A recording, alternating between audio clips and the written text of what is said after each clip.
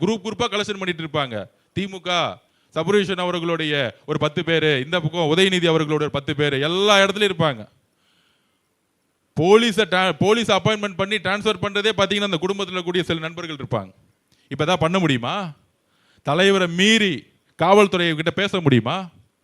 இந்த ஒருங்கிணைப்பை செய்து நிர்வாகத்தை இவங்க சொல்றாங்களே, பேசி பேசி வளர்ந்த கட்சி, இன்னைக்கு பேசுறதுக்கு ஆளே கிடையாது.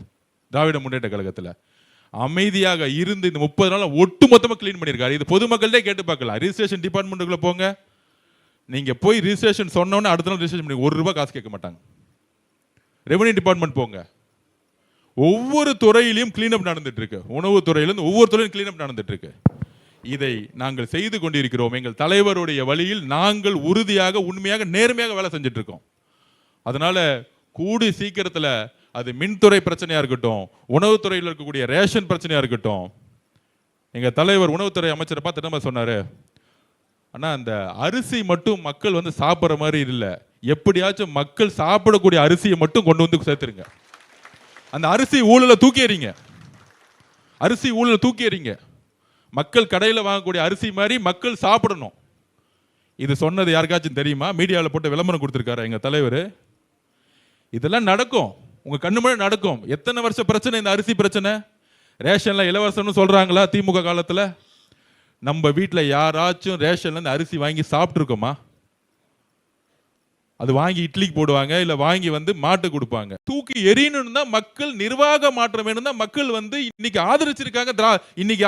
திராவிட முன்னேற்ற தூக்கி போட்டது எதுக்குன்னா, நிர்வாக மாற்றம் வேணும். எங்களுக்கு நல்ல அரிசி கிடைக்கணும், நல்ல கரண்ட் வேணும், நல்ல வீடு வேணும், என் குழந்தை நல்ல ஸ்கூல்ல படிக்கணும். கவர்மெண்ட் ஸ்கூல்ல படிக்க முடியுமா? கொஞ்சம் காசு இருந்தா பிரைவேட் தான் போறாங்க. ஏன்? அது இங்க இருக்கக்கூடிய பள்ளி கல்வித்துறை அமைச்சர் சரி செஞ்சுட்டு இருக்காரு. பிரைவேட் ஸ்கூல் மாதிரி என்னுடைய ஸ்கூலை ஆக்கணும்னு சொல்லியிருக்காரு. ஒரு ஸ்கூலுக்கு முன்னாடி லைசன்ஸ் ரெனியூவல் பண்றவங்களுக்கு 25 லட்சம் ரூபாய் வாங்கியிருக்காங்க. எதுக்கா இருந்தாலும் காசு ஓப்பனா டிக்ளேர் பண்ணார் ராஜ்மோகன் அவர்கள். எல்லா ஸ்கூலோட ஓனரை கூப்பிட்டு, நீங்க ரெனியூவல் பண்றதுக்கு ₹1 காசு தேவையில்லை, ₹1 காசு தேவையில்ல. அதுக்கு பதில் என்ன சொன்னாரு? ஏழை குழந்தைங்கிட்ட ஃபீஸை கொஞ்சம் கம்மி பண்ணுங்க, எங்க தலைவர் சொல்லியிருக்காருன்னு சொன்னார். இதுதான் நேர்மை. இந்த ஆட்சியோட நேர்மை எங்க இருக்கு? அமைச்சர் வந்து காசு வாங்கி திரு மகேஷ் மொய்யாமொழி காசு வாங்கலையா? சொல்லுங்க, தைரியம் இருந்தா வந்து பேட்டி கொடுக்க சொல்லுங்க. ஒவ்வொரு ஸ்கூல்லையும் 25 லட்சம் ரூபாய் வாங்கினாரா இல்லையா? எல்லாம் ஊருக்கே தெரியாது. அதாவது ஒரு தவறை தெரிஞ்சு சிஸ்டத்தோட செய்யறாங்க பாத்தீங்களா? இந்த வீட்டில் திருடுற கூட மன்னிச்சிடலாம், பசிக்காக திருடுவோம். ஆனா நாட்டோட ஒட்டு மொத்தமா கொள்ளடிக்கிறதுக்கு மட்டுமே அமைச்சரை உருவாக்கி அது ஒரு தலைவராக இருந்தனால தான் மக்கள் தூக்கி எறிஞ்சிருக்காங்க. கொளத்தூருடைய தோல்வி எதுக்கு தெரியுமா? ஒரு தனிப்பட்ட மனிதனோட தோல்வி கிடையாது, ஒட்டுமொத்த நிர்வாகத்தோடைய ஊழலுக்கு எதிரான ஒரு மிகப்பெரிய மக்கள் ஒரு புரட்சியை உருவாக்குனாங்க கொளத்தூர் மக்கள். அதை பாராட்டணும்.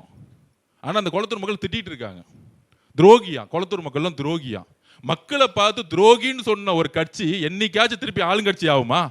என்னைக்காச்சும் ஆளுங்கட்சி ஆகுமா? தன்னுடைய தோல்வியை ஆராய்ச்சி செய்து எதற்காக தோத்தோன்னு சிந்திக்கிறவன் தலைவன். அப்படிதான் அண்ணா திமுக உருவாக்குனார். அண்ணா தோல்வி இல்லையா?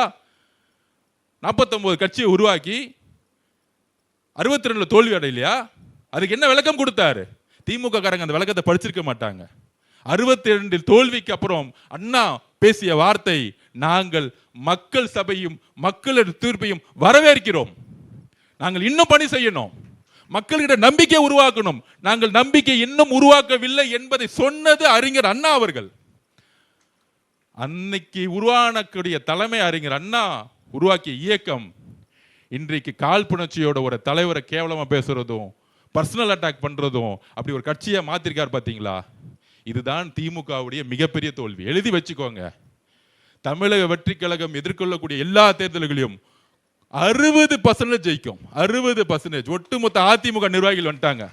தமிழக வெற்றி கழகத்துடைய நிர்வாகிகளே 35% ஜெயிக்க வச்சாங்க.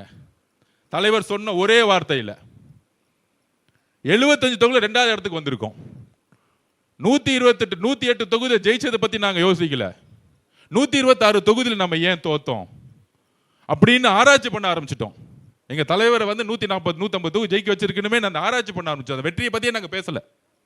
ஆனா 59 தொகுதி ஜெயிச்சுட்டு சட்டசபையில கிண்டல்கள், கேலிகள், முதல்வர் தனிநபர் தாக்குதல்கள் பண்றது, அண்டர் எஸ்டிமேட் பண்றது. அண்ணா கூறிய கருத்துக்களில் நாங்கள் உறுதியாக இருக்கிறோம். அண்ணா என்ன சொன்னார்? எதிர்கட்சியா பார்க்க கூடாது. மாற்றான் வீட்டு தோட்ட மல்லிகையும் மணக்கும். அது சொன்னதுக்கான காரணம் என்ன? எதிர்கட்சியா இருந்தாலும் நம்ம வந்து மதிக்கணும், அவருடைய கருத்துக்களை உள்வாங்கணும். அது மாதிரி திராவிட முன்னேற்ற கழகத்துடைய கருத்துக்கள், திட்டங்கள், மக்கள் பயணக்கூடிய கொள்கைகள் சொல்லும் பொழுது எந்திரிச்சு ஆமா இது நாங்களும் ஒரே கருத்துல நாங்கள் சொல்றோம். ஆனால் தலைவரை பற்றியோ எங்களுடைய கொள்கையை பற்றியோ தவறுதலாக சொல்லும் பொழுது ஆதவர்ஜனா தேவையில்லை, எங்க கட்சியில் ஒரு தொண்டன் ரோட்ல இருந்து குரல் கொடுப்போம் எங்க தலைவரை டச் பண்ணீங்கன்னா. இந்த தனிப்பட்ட நபர் அரசியலை தாக்குற அரசியலும் நிப்பாட்டுங்க. சமூக ஊடகத்திலையும் மேடைகளிலும் சட்டசபையிலையும் முதல்வரையும் ரொம்ப தனிப்பட்ட தரம் தாழ்ந்த நக்கலா கேலி கிண்டலா பேசக்கூடிய அரசியலை தூக்கி எறிந்து மக்களுக்கான பணிகளை செய்வோம். அதுல உறுதியா உண்மையா இருப்போம். தவறு நடந்துருச்சு, அது சரி செஞ்சுட்டு இருக்கோம். நாங்க எழுதி வச்சுக்கோங்க, இன்னும் 3 மாசத்துல மின்துறை எப்படி எங்களோட தலைவர் கட்டமைக்க போறாருன்னு பாருங்க. எழுதி வச்சுக்கோங்க. உங்களால 30 வருஷம் செய்ய முடியாததை எங்க தலைவர் செய்வார். அதனால தோழர்களே, நீங்கள் வந்த பாதையும் சரி, எங்களோடு சேர்ந்து போறக்கூடிய பாதையும் சரி, மிகப்பெரிய மாற்று அரசியலுக்கான மக்களுக்கான அரசியலுக்கான பயணமாக இருக்கும். நம்மளுடைய பயணம் மக்களுக்காக தொடர்வோம்.